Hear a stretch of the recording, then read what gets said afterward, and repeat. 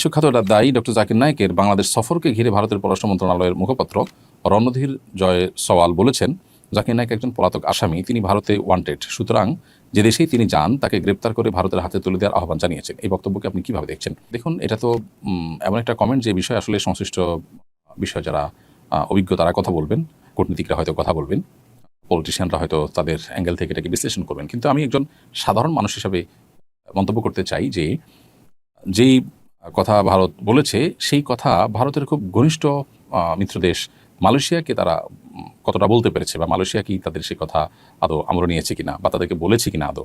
Malaysia তো doctor Zakir নায়েককে অত্যন্ত শ্রদ্ধার সাথে সেখানে তারা গ্রহণ করেছে এবং স্থান দিয়েছে।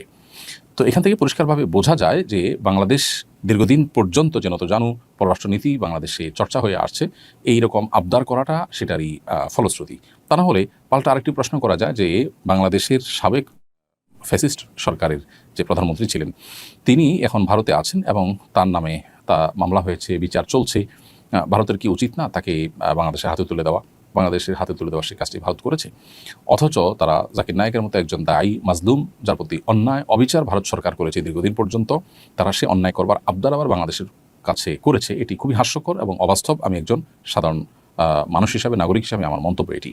আল্লাহ রাব্বুল আলামিন ইসলামের দায়ীকে হেফাজত করুন এবং তার বাংলাদেশ সফরের যে সম্ভাবনা দেখা দিয়েছে সেটা আল্লাহ তাআলা নিরাপদ করুন, আমরা দোয়া করি।